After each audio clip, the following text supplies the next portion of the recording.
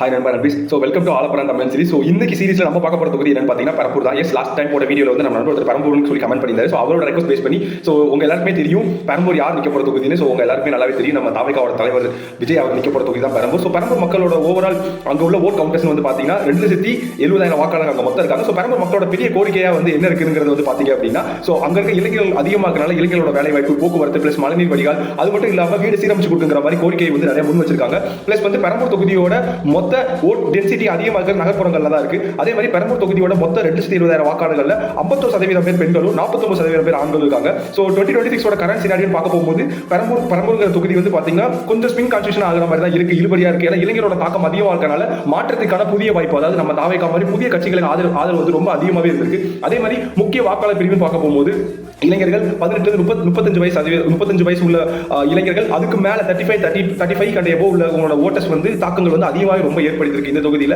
So நம்ம previous video சொன்ன மாதிரி வெற்றியோட லாஜிக், ஸோ அதாவது ஈஸியாக நம்ம இந்த கவுண்ட் பண்றதுக்கு வெற்றி பெறுவதற்கான ஒரு சிம்பிள் மேக்ஸ் தான். மொத்தம் இந்த தொகுதியில் 300 பூத் இருக்கு. ஒரு பூத்துக்கு 250 ஓட்டு வச்சா இந்த தொகுதியை வந்து வின் பண்றதுக்கான வாக்கை நம்ம ஈஸியாக சேகரிச்சலாம்.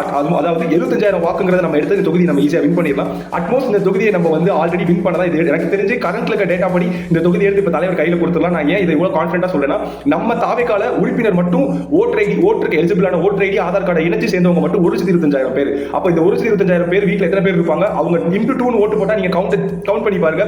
பெரிய பெரும்பான்மையா நம்ம இந்த தொகுதியை வந்து ஈஸியா ஜெயிச்சிடலாம்.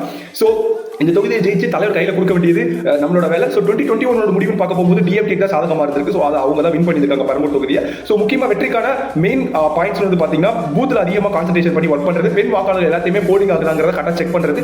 ஸோ இது எல்லாத்தையுமே நம்ம மேக் ஷூர் பண்ணா அந்த தொகுதியை ஈஸியாக நம்ம வின் பண்ணிடலாம். ஸோ அடுத்து எந்த தொகுதிங்கிறத மறக்காம கமெண்ட் செக்ஷன் கமெண்ட் பண்ணுங்க. அதே மாதிரி உங்க ஃப்ரெண்ட்ஸ் யாராவது பெரம்பூர் இருந்தாங்கன்னா இதை மறக்காம உங்களுக்கு ஷேர் பண்ணுங்க. ஸோ ஃபாலோ பண்ணுங்க, சப்ஸ்கிரைப் பண்ணுங்க, மறந்துடாதீங்க. அடுத்த வீடியோவில் பார்க்கலாம். பாய்.